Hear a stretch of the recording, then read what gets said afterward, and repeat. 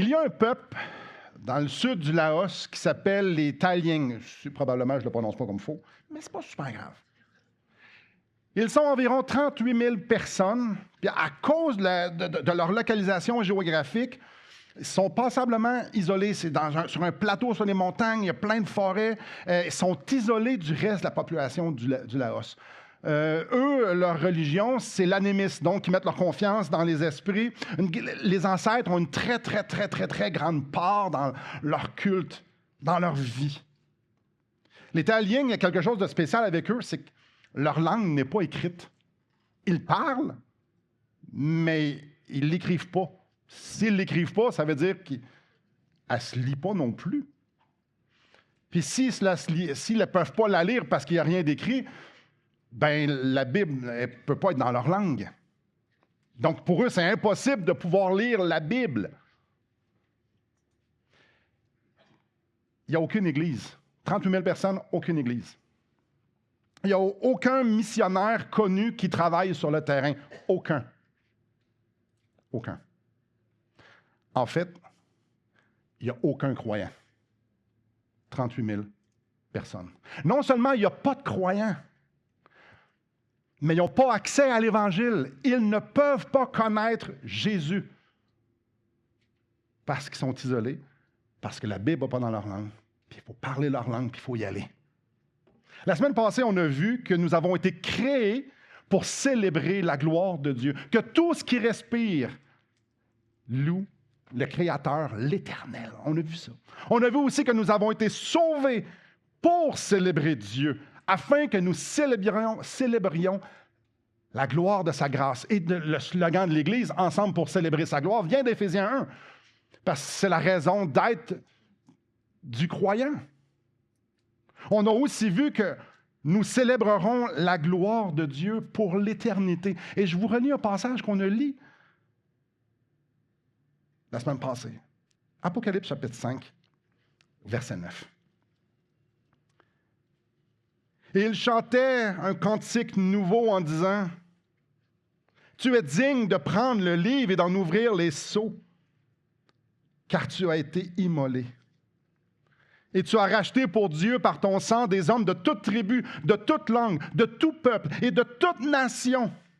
Tu as fait d'eux un royaume et des sacrificateurs pour notre Dieu, et ils régneront sur la terre. » J'ai regardé, j'ai entendu la voix de beaucoup d'anges autour du trône, des êtres vivants et des vieillards, et leurs noms étaient des myriades et des milliers de milliers. Et ils disaient d'une voix forte, « L'agneau qui a été immolé est digne de recevoir la puissance, la richesse, la sagesse, la force, l'honneur et la gloire et la louange, et toutes les créatures qui sont dans le ciel, sur la terre, sous la terre, sur la mer, et tout ce qui s'y trouve, je les entendis qui disaient à celui qui est assis sur le trône et l'agneau, soit la louange, l'honneur, la gloire, la force, au siècle des siècles. » Dans la célébration éternelle de la gloire de Dieu, on lit très, très, très, très bien au verset 9.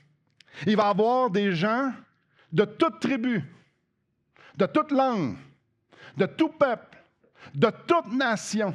Alors, on ne devrait pas se surprendre qu'on lit dans Actes 1:8, « Vous serez mes témoins jusqu'aux extrémités de la terre. » Dieu veut être célébré partout sur la terre. On ne devrait pas être surpris de lire dans Matthieu au chapitre 28, au verset 19, « Allez, faites de toutes les nations des disciples. » Dieu veut que toutes les nations reconnaissent sa gloire et l'adorent. La mission, c'est de vivre l'Évangile, c'est de proclamer l'Évangile afin que les nations, toutes les nations, puissent célébrer la gloire de Dieu aujourd'hui et pour l'éternité. Dans la région de l'Himalaya, au Népal, Mont Everest, ça vous situe un petit peu, il y a un petit peuple, 3100 personnes, les Bahing. Encore une fois, pas certain que ça se prononce de même. Pour avoir accès à leur village, il faut marcher des heures et des heures et des heures en haute altitude sur des petits chemins, pas des chemins, des petites trails, des petits sentiers. Il n'y a pas de route. Non seulement il n'y a pas de route, il n'y a rien là-bas. Il n'y a rien, il n'y a rien à faire, il n'y a personne qui va là. Mais il y a un petit peuple qui adore plein de dieux. Ouais. Les Bahin sont des hindous. Ce qui est vraiment spécial avec eux, c'est un peu comme on vient de voir avec les Italiens. Leur langue n'est pas écrite. Leur langue n'est pas écrite, ça veut dire qu'ils ne peuvent pas lire. S'ils ne peuvent pas lire, ils ne peuvent pas lire la Bible. S'ils ne peuvent pas lire la Bible, ils n'ont pas accès à l'Évangile. 3100 personnes. Et la même chose, là. Il n'y a pas d'église. Il n'y a pas de missionnaire sur place. Non seulement il n'y a pas de missionnaire sur place, il n'y a pas un chrétien sur place. Ils n'ont pas accès à l'Évangile. Ils n'ont aucune idée c'est qui Jésus et comment ils peuvent connaître Jésus. Comment croiront-ils en celui qu'ils n'ont pas entendu parler? Et comment en entendront-ils parler s'il n'y a personne qui prêche? Pour la grande majorité des chrétiens en Amérique du Nord, au Québec, peut-être vous, l'émission est quand même assez abstrait. C'est abstrait pour plusieurs raisons, mais une d'entre elles, c'est qu'ils sont loin. Puis on a l'impression que ce qui se passe au loin est pas mal moins pire que ce qui se passe ici. C'est loin. Vous savez, ici, il arrive un feu, puis il y a 2-3 personnes dans une maison qui meurent, c'est dramatique, puis ça l'est aussi, c'est dramatique. Mais il y a des feux dans plusieurs bâtiments où il y a des centaines de personnes. À l'autre bout des autres continents, on fait comme « Hey, c'est plate, hein? » Mais si c'est notre voisin, c'est tellement grave. C'est dramatique, même si on ne le connaît pas. Mais si c'est loin, c'est comme si c'était loin, c'était moins grave. C'est des statistiques. 38 000 personnes, 3 100 personnes. Mais si c'est notre beau-frère, notre belle-sœur, c'est beaucoup plus grave. Alors, l'émission, c'est abstrait parce que c'est loin, puis le monde parle un langage qu'on ne connaît pas, une langue qu'on ne connaît pas, puis ils vivent d'une façon qu'on ne sait pas trop. La grande majorité des chrétiens ont fait « Mais qu'est-ce que tu veux que je fasse? Je peux rien faire, moi. Je peux rien faire. Je suis au Québec, je ne parle pas de langue, je ne sais pas si je suis professeur, je suis retraité, peu importe ce que vous faites. Qu'est-ce que tu veux que je fasse? » Ah, combien de fois j'ai entendu. Mais il y a tellement de besoins au Québec, Simon. Pourquoi aller ailleurs? Pourquoi aller ailleurs? Au Québec? Soyons francs. On veut garder nos pasteurs, là. Il y en a si peu. Vous auriez dû voir la face de plusieurs dimanches passés quand j'ai dit que je priais que Dieu appelle quelqu'un en mission, puis j'ai dit, ben moi, je t'inclus. Il y a plusieurs qui ils ont eu des yeux ça de gros. Ben non. Oui. On veut garder nos pasteurs, on veut garder nos enfants. Quel parent éduque ses enfants, les enseigne à aller dans les missions, aller dans les tribus, aller voir les cannibales? Quel parent prie pour que ses enfants aient dans une place où il y a de la persécution? Tu sais, en Corée du Nord. Mais non, on veut les avoir proches de nous autres. C'est proche de nous autres. Tu sais, notre argent, on veut que ça soit investi ici. Notre temps, on veut l'investir ici. Notre carrière ici. Notre retraite, c'est ici. On va garder nos idées pour ici parce qu'il y a des besoins ici. Malheureusement, j'ai entendu beaucoup trop de fois quelque chose du genre « Simon, il y a si peu de chrétiens au Québec. On devrait commencer par ici. Concentrons-nous ici. » Frères et sœurs, c'est très, très, très loin de ce que la Bible enseigne. De penser qu'on devrait rester ici parce qu'ici on est une terre missionnaire, c'est très, très, très, très pas dans la Bible. Et c'est très loin du cœur de Dieu que les chrétiens se concentrent seulement sur le Québec. Ce matin, on va regarder plein de passages. Plein. On va voir que depuis le début, Dieu a toujours voulu être célébré partout sur la terre, par toutes les nations.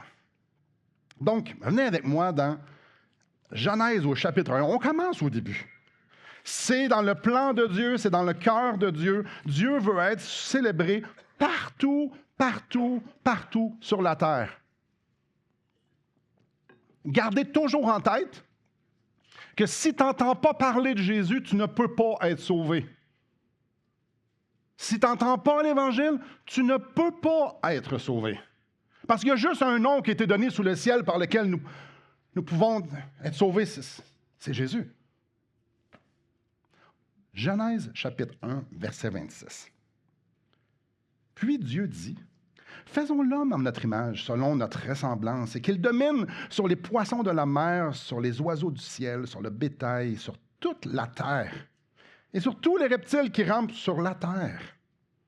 Dieu créa l'homme à son image, il le créa à l'image de Dieu, et il créa l'homme et la femme. Dieu les bénit, il dit, et leur dit, « Soyez féconds, multipliez, remplissez la terre, et assujettissez-la, et dominez sur les poissons de la mer, sur les oiseaux du ciel, et sur tout animal qui se meut sur la terre. » Et Dieu dit, « Voici, je vous donne toute herbe portant de la semence et qui est à la surface de toute la terre. Et tout arbre ayant en lui du fruit d'arbre et portant de la semence, ce sera votre nourriture. » Je m'arrête ici. Avez-vous remarqué? Remplissez-la. Remplissez-la. Au verset 28. Remplissez la terre. Puis le mot « sur la terre », à la surface de toute la terre, ça revient encore pas mal. Le but n'a jamais été que Adam et Ève restent dans le jardin et que leur descendance reste dans le jardin. Le but n'a jamais été que l'humanité reste dans le jardin d'Éden. Dieu leur dit, remplissez la terre. Il n'y a aucun doute. Adam et Ève et les générations qui étaient poursuivies devaient s'éparpiller un peu partout sur la terre pour aller célébrer Dieu dans sa création, par sa création, parce qu'ils sont la création de Dieu. Dieu veut être célébré partout sur la terre. Puisqu'on lit au chapitre 3, Adam désobéit. Adam désobéit, donc Adam et Ève se sont fait chasser du jardin et l'accès au jardin a été fermé. Ils ont eu des enfants. Qui ont eu des enfants. Au chapitre 6. Quelques centaines d'années plus tard, on lit le chapitre 6, au verset 1, que lorsque les hommes eurent commencé à se multiplier sur la face de la terre, OK, ils ont compris qu'il fallait qu'ils se dispersent, puis ils ont été à la surface de la terre, puis OK, parfait, ils ont fait ce qu'ils étaient supposés de faire, ouais. OK, ils avaient compris qu'il fallait qu'ils se dispersent, mais si on va lire le verset 5, il y a d'autres choses qu'ils n'ont pas compris. L'Éternel vit que la méchanceté des hommes était grande sur la terre et que toutes les pensées de leur cœur se portaient chaque jour uniquement vers le mal. Alors Dieu juge la terre par le déluge, détruit tout, mais sauve Noé et sa famille, 8 personnes. 8 personnes. Est-ce que la volonté d'être célébré partout sur la terre a changé après? Même au chapitre 9. Non. Non, ça n'a pas changé du tout. Dieu veut que partout sur la terre, son nom soit célébré. Verset 1, Dieu bénit Noé et ses fils et leur dit, soyez féconds, multipliez et remplissez la terre. Encore une fois, remplissez la terre. Remplissez la terre. Vous allez partout et vous allez me célébrer partout. Super. Encore une fois, les autres ont eu des enfants, qui ont eu des enfants, puis qui a eu des enfants. Et la descendance de Noé, écoute, eux, ils n'ont pas voulu obéir. On va y revenir à la fin, mais eux, ils n'ont pas voulu obéir. Eux voulaient rester ensemble. Vous avez mon chapitre 11. Ils ont dit, voyons donc, on va s'éparpiller. On va rester ensemble. On va se coller. Chapitre 11, verset 1. Toute la terre avait une seule langue et les mêmes mots. C'est commode, hein? C'est commode. Tu n'as pas besoin d'apprendre 2 langues, il y a juste une langue. Tout le monde qui sont sur la terre, on les comprend, mais ils sont tous à la même place. Comme ils étaient partis de l'Orient, ils trouvèrent une plaine au pays de Shinéar. Ils y habitèrent. Ils ne se sont pas éparpillés, eux autres.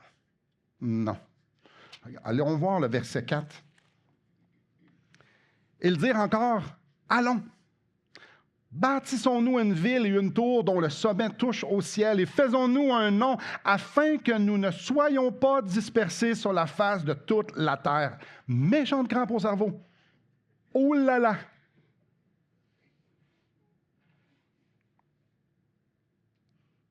Nous, on ne veut pas être dispersés. On va rester ici. Mais Dieu, lui, veut être célébré partout sur la terre. Alors, il y intervient, verset 7. C'est très, très simple. Verset 7. Allons, descendons et la confondons leur langage afin qu'ils n'entendent plus la langue les uns des autres. Et l'Éternel les dispersa loin sur la face de toute la terre. Ils cessèrent de bâtir la ville. Dieu a toujours voulu être célébré partout. Que partout sur la terre, il y ait des hommes et des femmes, des familles, des peuples, des tribus. Ça a toujours été dans son plan d'être célébré partout sur la terre. Venez avec moi au chapitre 12. Écoutez bien la promesse que Dieu a faite à Abraham. C'est super intéressant. Parce que Dieu a choisi Israël. Clairement, on le sait, c'est un petit peuple que Dieu s'est choisi pour se révéler à eux. Mais ça veut-tu dire que Dieu dit, les nations, pas tant. L'Éternel dit à Abraham au verset 1, « Va-t'en de ton pays, de ta patrie et de la maison de ton père, dans le pays que je te montrerai.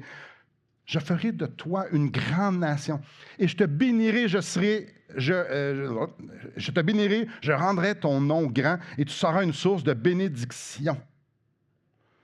Je bénirai ceux qui te béniront, et maudirai ceux qui te maudiront, et toutes les familles de la terre seront bénies en toi. » Toutes les familles de la terre vont être bénies en Dieu. Ça implique que Dieu veut bénir les nations. Dieu veut bénir les gens qui sont aux extrémités de la terre. Donc, Dieu veut que ces gens-là croient, parce qu'Abraham, c'est le père de la foi. Il veut qu'ils croient de la même façon qu'Abraham a cru et que ça lui était imputé à justice, pour qu'eux autres puissent célébrer. Venez avec moi au chapitre 18. Les intentions de Dieu sont super claires. Il veut que son nom soit célébré partout sur la terre, que toutes les familles puissent être bénies partout sur la terre. Il veut que chaque être humain goûte à sa miséricorde. Alors, il fait cette promesse-là. Chapitre 18, verset 17.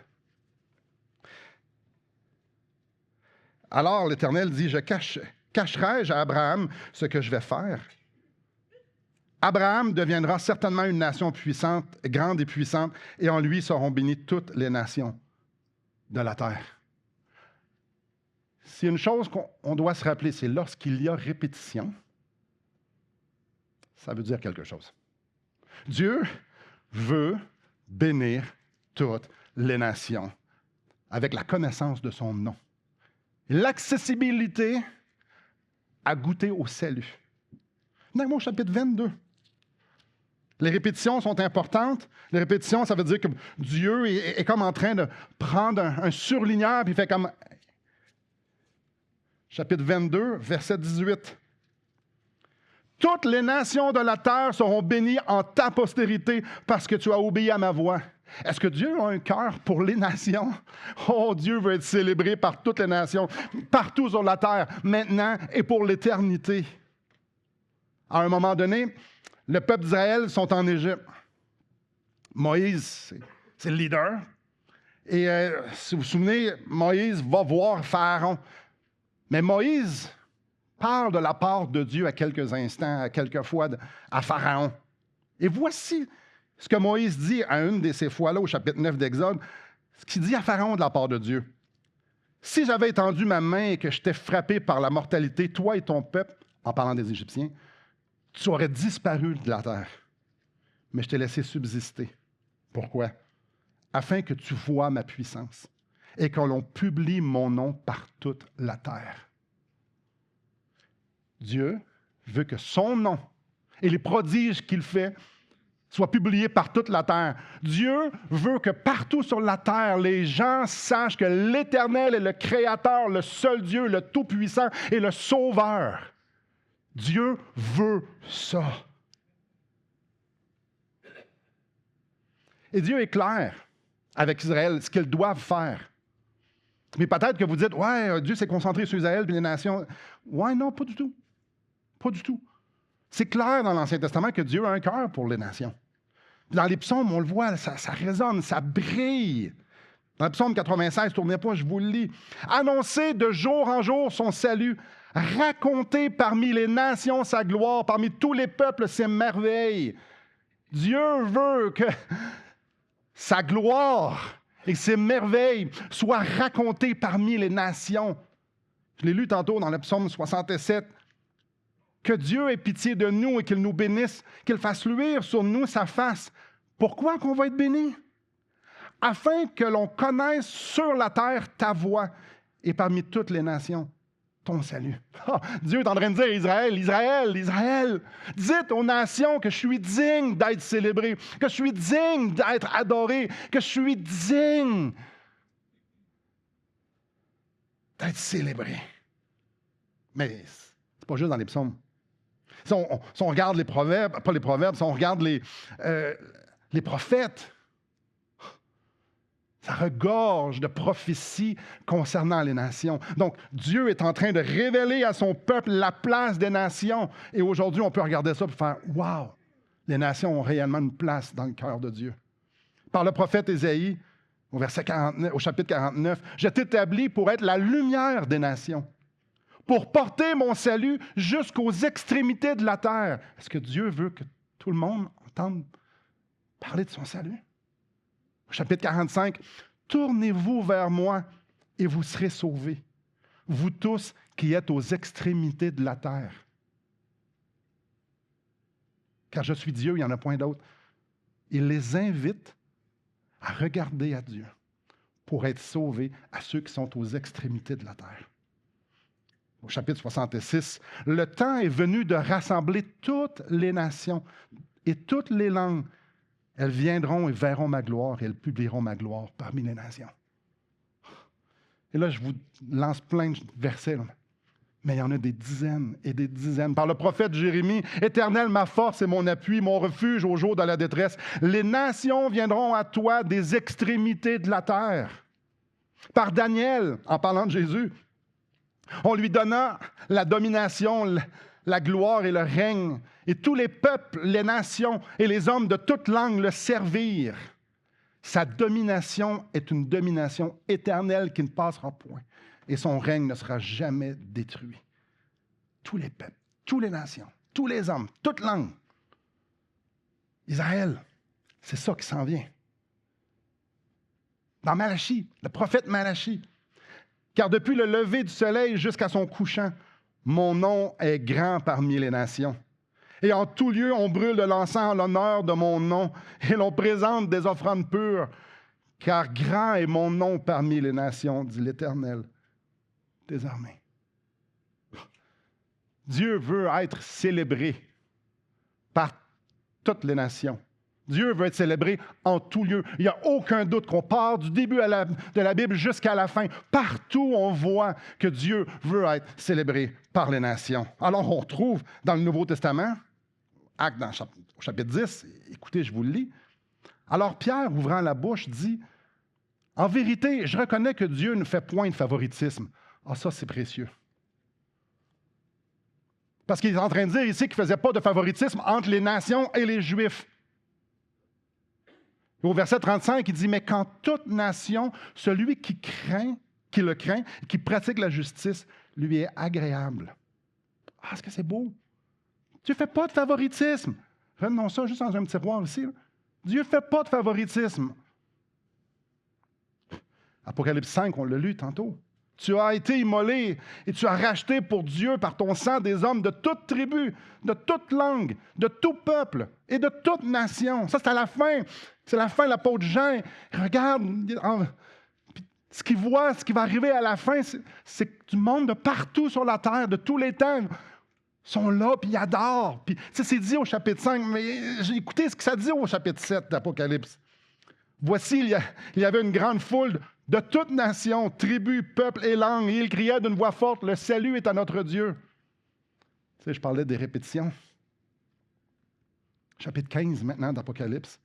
« Toutes les nations viendront et se prosterneront devant toi. » Chapitre 21. « Les nations marcheront à sa lumière. » J'espère que vous êtes convaincus. On vient de partir de Genèse. On vient de parcourir très rapidement quasiment la Bible en entier. Dieu veut être célébré par toutes les nations. Il veut que son nom soit élevé partout sur la terre, aujourd'hui et pour l'éternité. Alors ne soyons pas surpris qu'il nous ait dit dans Actes 1:8, « Vous serez mes témoins jusqu'aux extrémités de la terre. » Ça ne s'adresse pas à Israël. Ça s'adresse à vous et à moi, ça. Et vous allez être mes témoins. Allez, faites de toutes les nations mes disciples.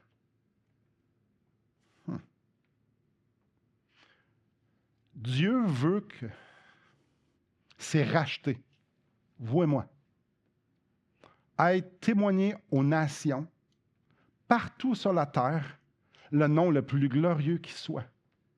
Dieu veut, Jésus commande, mandate ses disciples de témoigner la gloire de son nom, la puissance de son évangile, le salut en Jésus-Christ, à tout le monde, dans leur cour arrière, jusqu'aux extrémités de la terre. Dieu veut ça. Et l'Église est mandatée. Et quand je dis l'Église baptiste de Charlebourg, oui, tous les chrétiens de tous les temps.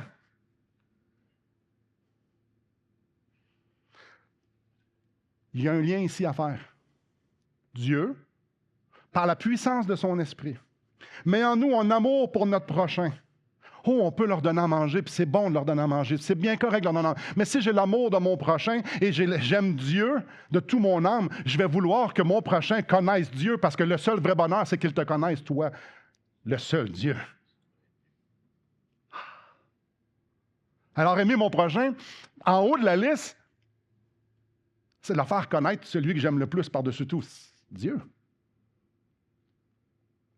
Dieu fait bouillir par le Saint-Esprit en nous un amour pour le prochain de sorte qu'on va aller aux extrémités de la terre en partant de chez nous. On va aller témoigner de qui est. On le sait. Si vous ne le savez pas, vous allez l'apprendre là. Il y a eu des milliers de chrétiens qui sont morts de façon atroce sur le champ missionnaire. Des milliers. Et des milliers depuis 2000 ans.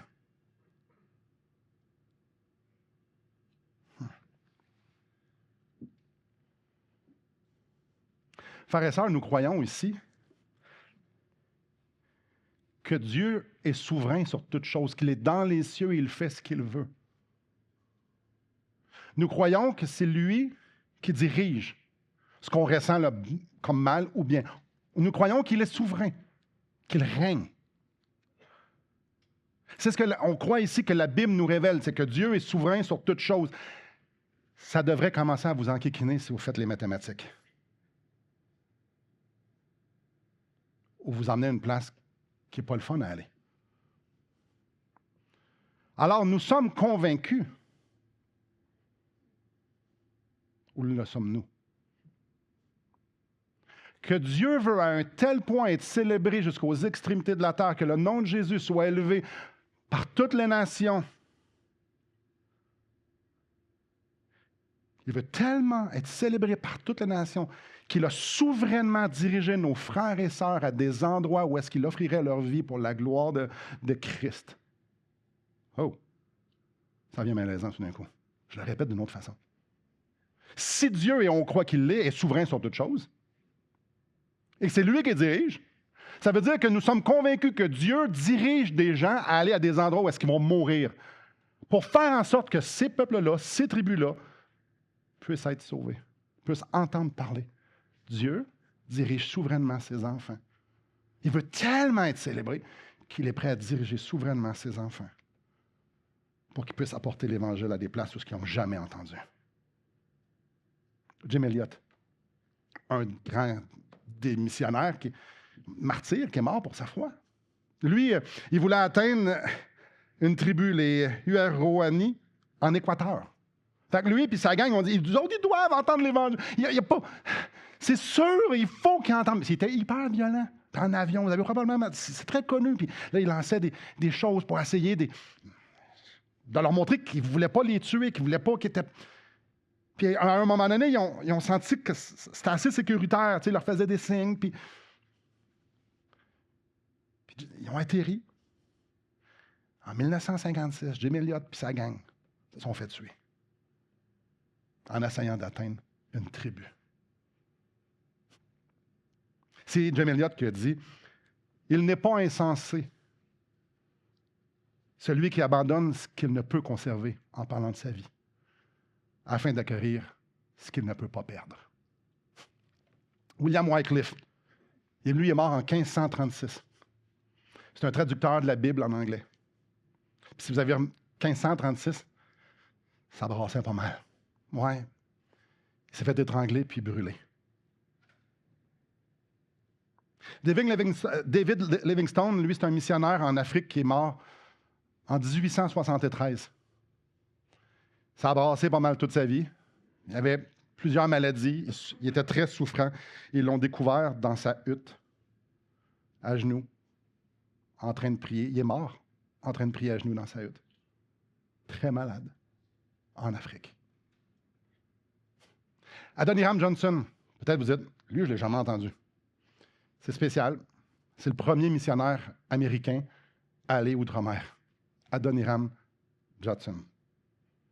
Il est mort en 1850. Lui était missionnaire en Birmanie, qui est aujourd'hui le Myanmar. Probablement la meilleure biographie que j'ai lue dans ma vie. Il est mort emprisonné. Il a été dans sa vie emprisonné, torturé, exposé à la mort à plusieurs reprises. Et son décès est arrivé après des années de persécution sévère. Là, je viens d'en nommer quelques-uns. Mais il y en a des milliers comme ça. Que Dieu a souverainement amené dans une place pour mourir, afin que ces gens-là puissent entendre l'Évangile et célébrer son nom. Dieu a offert son Fils. Dieu a offert la vie de son Fils afin d'emmener à la gloire beaucoup de fils. Ça, c'est glorieux, n'est-ce pas? Dieu a sacrifié son Fils. Il n'a plus à l'Éternel de le briser par la souffrance. On se réjouit là-dedans. On se réjouit que Christ a enduré notre humiliation, notre honte et aussi la colère de Dieu, afin que nous soyons justice en lui. Ah, c'est extraordinaire! Dieu, gloire te soit rendue parce que tu as offert ton Fils en sacrifice pour me racheter de mes péchés. Oh, mais qu'on ne doit pas oublier que Dieu offre aussi des milliers et des milliers et des milliers de ses rachetés, de ses fils et de ses filles, afin que son nom soit élevé dans les nations. C'est moins le fun, ça, hein? Dieu dirige souverainement ses fils et ses filles à des places qui sont sombres, à des places que ça va leur coûter leur vie, à des places que ça n'a rien à voir avec le Québec, puis ça n'a rien à voir avec le confort qu'on a, la sécurité. Il les amène à des places afin qu'il y ait des pécheurs de toute nation qui deviennent des adorateurs. Ça, c'est la réalité. Dieu veut être célébré par toutes les nations. Il veut que son nom soit élevé partout sur toute la terre aujourd'hui et pour l'éternité. Si vous êtes attentif, vous allez comprendre que ça, c'est une phrase que je viens de dire plusieurs fois. Les répétitions sont importantes. Des milliards de dollars ont été donnés dans le royaume de Dieu, dans le but qu'il y ait des traductions, dans le but qu'il y ait des gens qui aient à apprendre un langage et qui fassent un dictionnaire puis une grammaire et qui puissent traduire la Bible dans cette langue-là afin que les gens de ces tribus-là puissent entendre, lire l'Évangile, pouvoir rencontrer Jésus puis avoir leurs péchés pardonnés par le sang de l'agneau. Il y a des milliards de dollars qui ont été donnés par les chrétiens afin que l'Évangile avance dans les nations. Et il y a des milliards de dollars qui ont été donnés à des gens pour que les Bibles puissent arriver dans les mains des gens.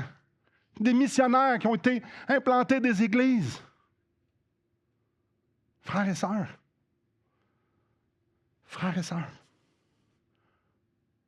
les plus pauvres au Québec sont plus riches que 80% de la population mondiale. Je le répète ça. Les plus pauvres au Québec sont plus riches que 80% de la population mondiale. Et il y a des gens ici qui viennent d'ailleurs puis qui peuvent dire « Ah oui.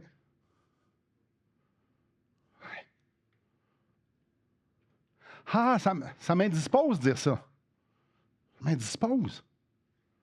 Parce que Dieu ne donne pas la richesse à des gens pour qu'ils l'investissent dans leur propre vie, pour être confortables.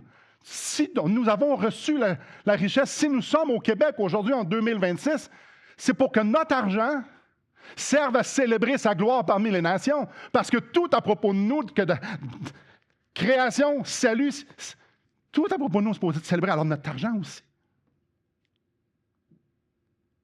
Peut-être que Dieu va vous mettre sur votre cœur dans les semaines, dans les mois qui vont suivre, de donner justement pour les nations. On a un compte mission. Donc, dans vos dons, vous pouvez écrire compte mission. Investissons pour le royaume de Dieu pour que des gens puissent l'entendre. Comment entendront-ils parler s'il n'y a personne qui prêche? Il y a des milliers, voire des millions de personnes, des chrétiens qui prient pour les nations. Qui prient pour que ces peuples-là entendent l'Évangile d'une façon ou d'une autre. Il y a des millions de chrétiens de partout sur la terre qui prient pour l'Église qui est persécutée au Niger, au Nigeria, à plusieurs endroits. Il y a des gens qui prient parce qu'ils voient la valeur des âmes, mais au-dessus de tout, ils voient que Christ est digne d'être célébré par tout le monde sur la terre. Alors, spirituellement, il intercède auprès de Dieu, que Dieu se glorifie au travers de toutes les circonstances. Frères et sœurs, avouez qu'on est occupés, nous autres, hein? C'est qu'il y a le temps d'intercéder. Commençons pas à passer des heures à prier, là. On a des choses à faire, des places à aller, puis du monde à rencontrer. Frères et sœurs, Dieu nous donne du temps. Dieu nous donne du temps. Dieu nous donne la paix. La paix. Pour que cette grâce-là d'avoir la paix et du temps puisse servir à soutenir spirituellement l'avancement de son royaume. Il y a des milliers et des milliers de frères et sœurs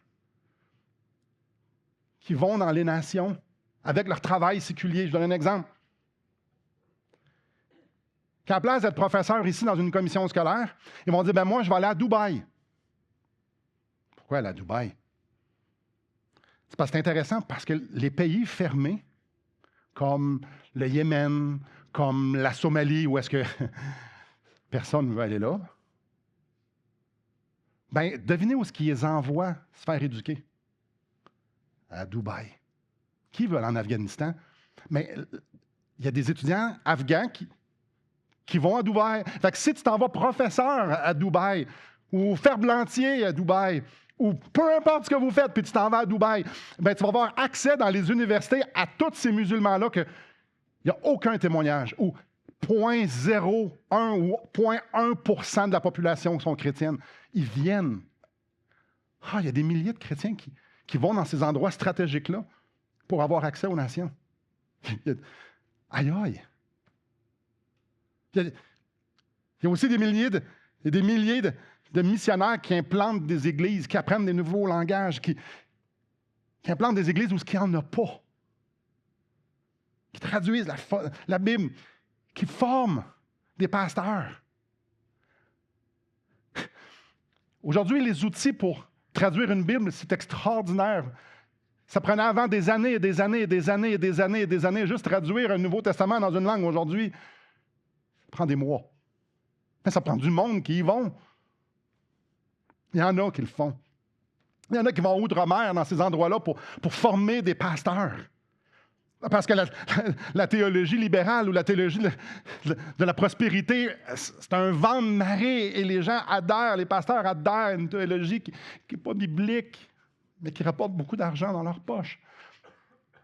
Alors oui, il est bon d'envoyer des gens aller enseigner la saine doctrine. Il y a des pilotes d'avion, des pilotes de brousse, qui amènent ces missionnaires-là à aller apprendre une langue pour aller atteindre une tribu de 3000 personnes. Alors eux, ils arrivent, c'est du monde qui n'ont probablement pas beaucoup peur du danger, mais ils arrivent avec leurs avions puis ils vont atterrir à des places où est-ce que c'est quasiment impossible d'atterrir afin qu'il y ait des missionnaires qui débarquent là puis qui puissent marcher 2 semaines de temps pour aller atteindre eux autres. Mais ça prend un pilote. Ça prend un pilote aussi qui va revenir une couple de fois dans l'année pour donner de la nourriture. Il y a des gens qui... C'est ça leur vie, c'est emmener des missionnaires puis tout ce qu'il y a besoin. Il y en a des centaines. Il y a des gens qu'eux autres ils ont à cœur. Il y en a des centaines. Quand les parents s'en vont sur un voyage de 2 semaines dans la jungle pour aller rentrer en contact avec une tribu, les enfants ne suivent pas bien souvent. Il y a une école. Ça prend des professeurs dans cette école-là qui permet aux parents d'y aller. Ça prend des surveillants. Ça, c'est monsieur, madame, tout le monde, là. Eux autres ont juste dit, ce que je fais ici, je peux le faire là-bas. Dieu utilise-moi. Il y a des milliers, des milliers, des milliers. Là, j'en donne juste que quelques exemples. Frères et sœurs, Dieu nous donne des capacités, chacun d'entre nous. Moi, j'ai rencontré un monsieur puis une madame. Alors, quand nous, on faisait partie d'une mission avant, puis quand on s'est fait accepter, on était 10 couples, puis eux autres, ils avaient 70 ans à peu près. C'est un peu spécial, 70 ans. Tu t'en vas en mission à 70 ans, c'est le temps de prendre ta retraite, non? On avait vraiment hâte d'entendre leur témoignage. Puis ce qu'ils nous disaient, les Bowers, ils ont dit, nous, on était des fermiers toute notre vie. Puis on a soutenu des missionnaires toute notre vie. Dieu nous a bénis avec de l'argent et on a été impliqués dans les missions, on a fait des voyages missionnaires, on a été vraiment impliqués dans les missions. Et quand est venu le temps de prendre la retraite, ben, pourquoi on arrêterait? Alors, ils ont vendu leur ferme, puis ils ont été prendre leur retraite en Afrique pour montrer aux Africains comment faire de l'agriculture dans des endroits qui sont très isolés. Ça, c'est leur retraite, plan de retraite. C'est loin d'un véhicule récréatif en Floride, ça. Hein? Dieu nous donne des capacités, des grâces. Il nous donne ça pour que ça serve à faire connaître son nom parmi les nations. L'œuvre missionnaire est bien en vie dans le monde. Parce que Dieu veut. Dieu intervient par la puissance de son esprit. Dieu intervient parce qu'il veut être célébré par toutes les nations. Il y a tellement de chrétiens intentionnels qui veulent faire connaître le nom de Christ. Qui veulent partager l'Évangile.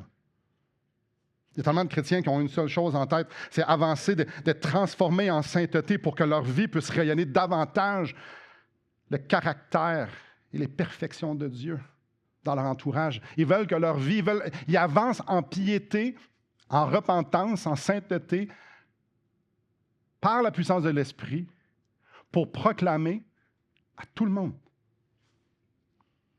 que Christ est digne qu'on abandonne leur vie, notre vie.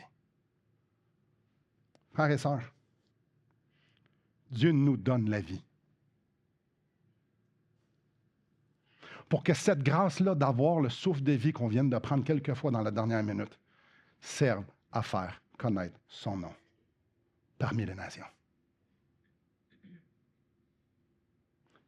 Sans l'ombre d'un doute, c'est d'un couvert à l'autre de l'abîme. Dieu va être connu et c'est nous qui avons été mandatés. Mais oui, mais on retourne dans Genèse. Venez avec moi dans Genèse 11.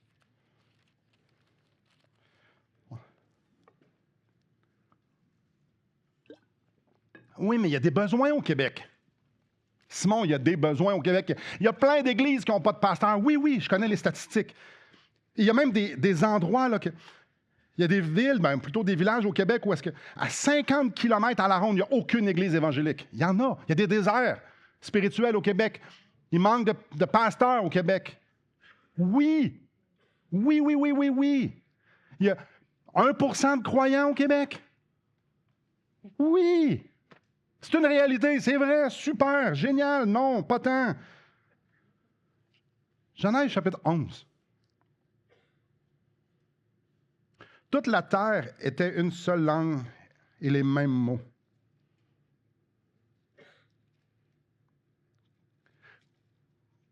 Comme ils étaient partis de l'Orient, ils trouvèrent une plaine au pays de Shinéar et ils y habitèrent. Ils se dirent l'un à l'autre, « Allons, faisons des briques et cuisons-les au feu. » Et la brique leur servit de pierre et le bitume leur servit de ciment. Et ils dirent encore, « Allons, bâtissons-nous une ville et une tour dont le sommet touche au ciel et faisons-nous un nom afin que nous soyons, afin que nous ne soyons pas dispersés sur la face de toute la terre. » Au lieu de ne pas obéir à une demande très claire, remplissez la terre. Ils ont dit, faisons-nous un nom. Restons ici. Ouais, restons ici. Non, là, on va se bâtir une ville, on va se bâtir une tour, on va faire des briques. Voir que si on va aller parcourir la terre, on est bien mieux si on est ensemble. Là. Dieu veut être célébré partout sur la terre, et eux, ils disent, bâtissons-nous un royaume. Je ne peux pas aller dans tous les détails, on n'a vraiment pas le temps, mais Dieu leur dit, allez, et eux font comme, mais non. Pourquoi on partirait? Dans cette histoire-là, en fait, dans toute cette histoire-là de Babel, l'arrogance du peuple envers Dieu transpire dans chaque mot. Une belle étude à faire, ça, ici. Là. Babel. L'histoire ici, là, ils ont construit la tour de Babel, c'est ça. Là. Babel. C'est une rébellion ouverte contre Dieu. Et ça sent exactement la même chose que dans le Jardin d'Éden. On veut faire à notre manière. On ne veut pas être dispersé sur la face de toute la terre. Oui, mais c'est ça que je veux. Mais nous, on ne veut pas. Nous, on veut rester ici. Nous ne voulons pas obéir à aller aux extrémités de la terre. Pourquoi qu'on partirait? Voir, toi, qu'on partirait. On est bien mieux de se bâtir quelque chose. On est bien mieux de s'organiser ensemble quelque chose. On est bien mieux de rester ici, là, puis tout ensemble, là, on est bien plus fort, puis peu importe le raisonnement. Là.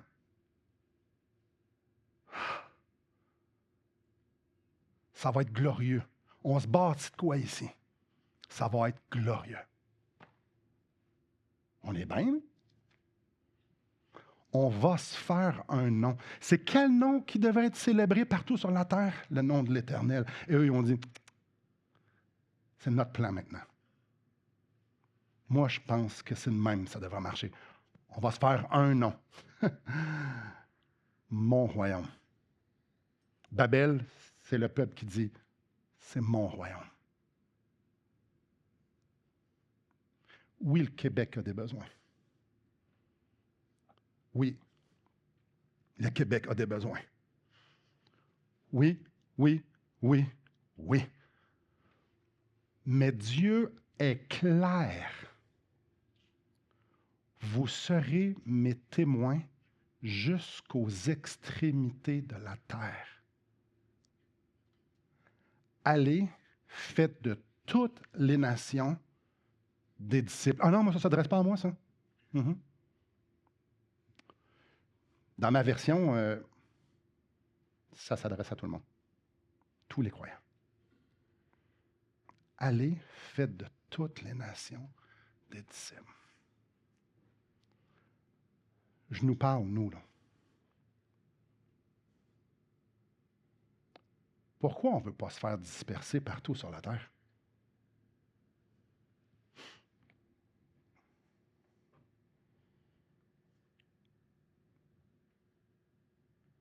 Est-ce que l'âme des Québécois a plus de valeur que celle des Bahines puis des Italiens? Que l'âme des Québécois a plus de valeur?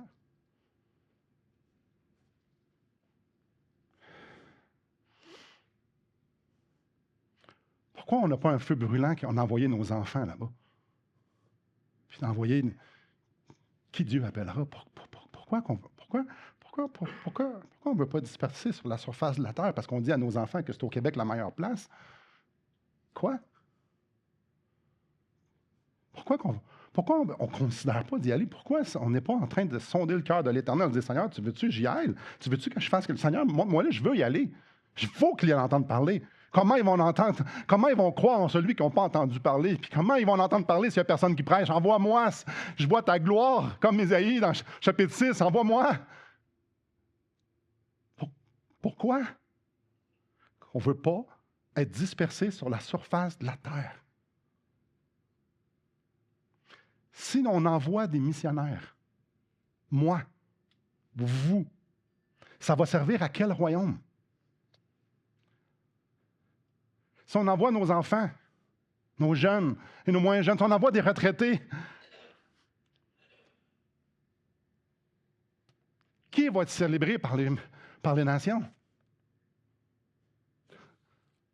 Si on envoie notre argent pour que des Bibles soient traduites dans des langues qui n'existent pas, qui va en profiter? Le royaume de qui?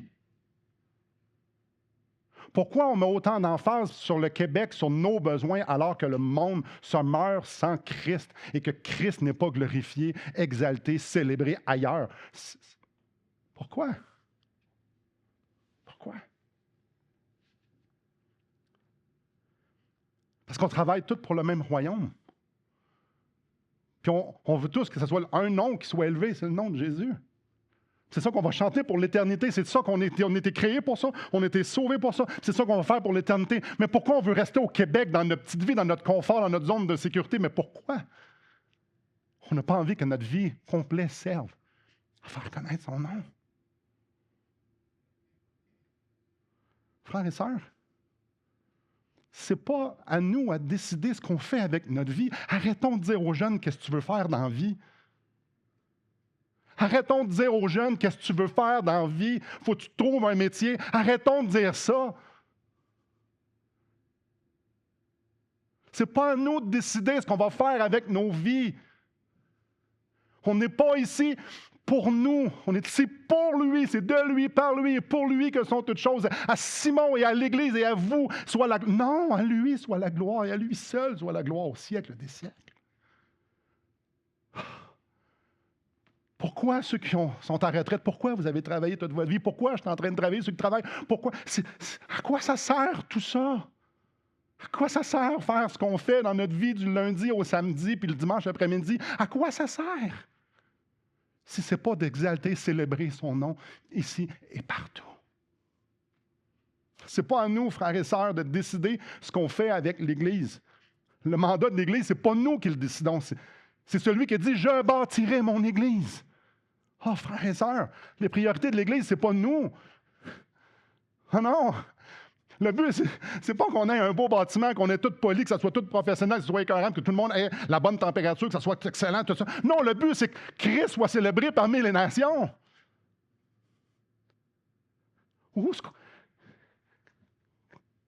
Qui décide? Ce n'est pas à nous de se protéger. Ce n'est pas à nous de protéger ce qu'on a pour ne pas être dispersés sur la face de la terre. Parce que Dieu veut nous envoyer à la surface de la terre.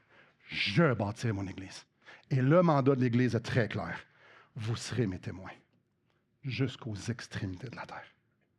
Allez, faites de toutes les nations des disciples. Notre mandat est clair.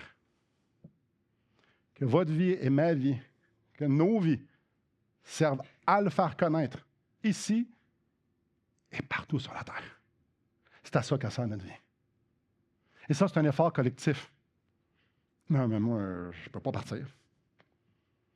J'ai 103 ans, je ne peux pas partir.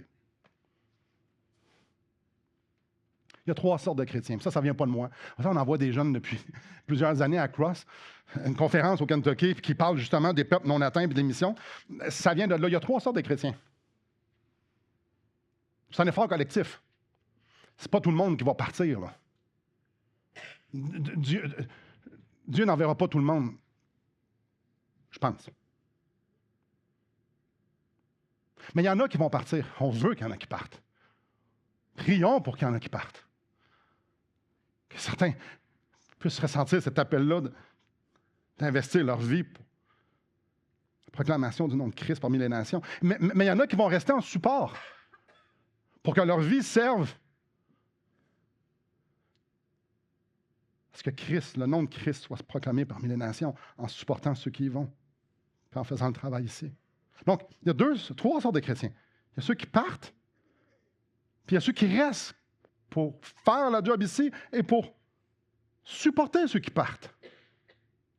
Et tout le monde, ceux qui partent ou ceux qui restent, ils ont toute la même passion, faire connaître le nom de Jésus ici et partout ailleurs, parce que c'est pour ça qu'on est ici. Et la troisième catégorie de chrétiens, c'est ceux qui désobéissent. Chose certaine. Il n'y a aucun chrétien qui a une bonne raison de ne pas prendre une part dans l'émission. Il n'y a aucun chrétien, peu importe l'âge que vous avez, ou les limitations que vous avez, ou les capacités que vous avez, il n'y a aucun chrétien né de nouveau qui a une bonne raison pour ne pas prendre part dans la mission. Tout le monde va chanter au ciel. Alors, le chant qui va chanter au ciel commence aujourd'hui, dans chacune de nos vies. Dieu nous donne le souffle de vie pour la faire connaître. En conclusion,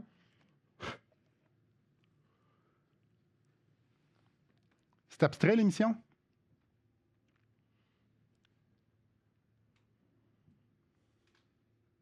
L'émission, c'est abstrait.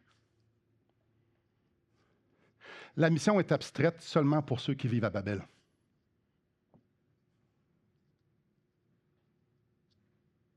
Si notre vie n'est pas investie à faire connaître le nom de Christ, on doit se repentir.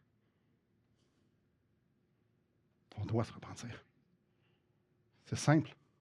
D'un couvert à l'autre, c'est le cœur de Dieu. Nous avons été créés pour ça. On a été sauvés pour ça. Et c'est ce que nous ferons pour l'éternité.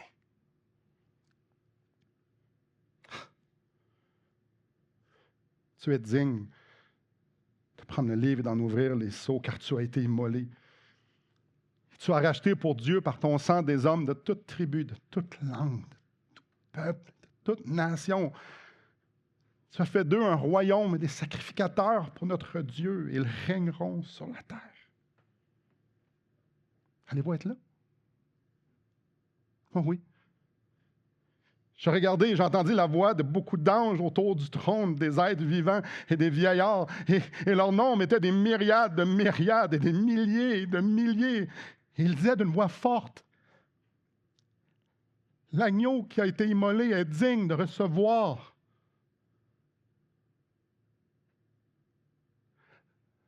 la puissance, la richesse, la sagesse, la force, l'honneur, la gloire et la louange et toutes les créatures qui sont dans le ciel, sur la terre, sous la terre, sur la mer. Et tout ce qui s'y trouve, je les entendis qui disaient à celui qui est assis sur le trône et à l'agneau, soit la louange, l'honneur, la gloire et la force au siècle des siècles. Mais avant de dire Amen,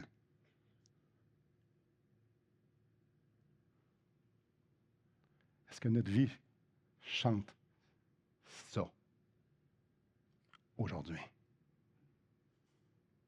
Si vous êtes comme moi, non. Non.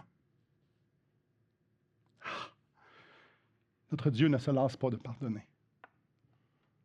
Dieu nous dit que le sang de Jésus nous purifie de tout péché. Que si on confesse nos péchés, il est fidèle et juste pour nous les pardonner. Oh, nous pouvons aller à Dieu et dire, Dieu, je gaspille tes grâces. Ce qui est extraordinaire, c'est qu'il ne nous a pas laissés orphelins, il nous a donné son Esprit Saint, qui produit en nous la vie de Christ.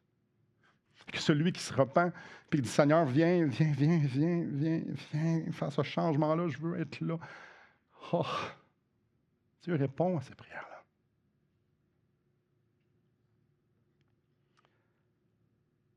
Celui qui est assis sur le trône et à l'agneau soit la louange, l'honneur, la gloire et la force au siècle des siècles. Amen. Seigneur,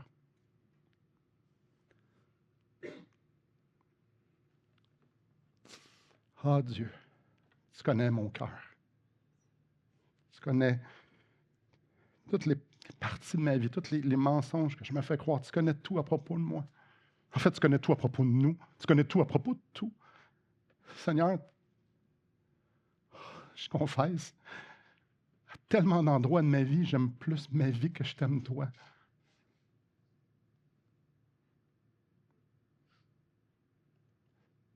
Seigneur, je confesse avec honte que bien souvent je te célèbre avec la bouche, mais mon cœur est attaché ici, à mon royaume. Qu'il n'en soit point ainsi. Que tu es digne. Tu es digne. Tu es digne que ma vie, tu es digne que nos vies puissent rayonner la gloire de Christ, de sorte que les nations, nos voisins, que tous puissent voir que tu es digne. Toi, agneau qui a été immolé pour mes péchés. Gloire te soit rendue. Viens par ton esprit changer ma vie, anéantir tout ce qui est nécessaire d'être anéanti pour que ton esprit vienne produire, Seigneur. Ce feu brûlant, de faire connaître ton nom, de venir à toi apprendre à te connaître davantage. Seigneur, viens dans cette Église. À quoi bon juste se réunir pour faire une activité religieuse? Ça n'a rien à voir.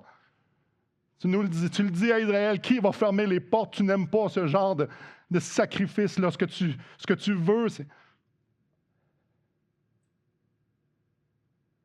qu'on t'aime et qu'on aime notre prochain. Ici et partout sur la terre. Alors, Seigneur, je te prie pour ta miséricorde sur cette Église, sur chacune de nous. Et viens nous faire goûter le poids de ta gloire et de ta sainteté pour que nous soyons émerveillés, que nous soyons transformés, que nous voulions, Seigneur Dieu, vivre de façon conséquente à ce que tu nous appelles et à qui tu es. Seigneur, viens dans cette Église, viens produire en nous des gens qui veulent intercéder, des gens qui veulent donner, des gens qui veulent partir, des gens qui veulent encourager. Seigneur, fais de nous une Église qui t'honore.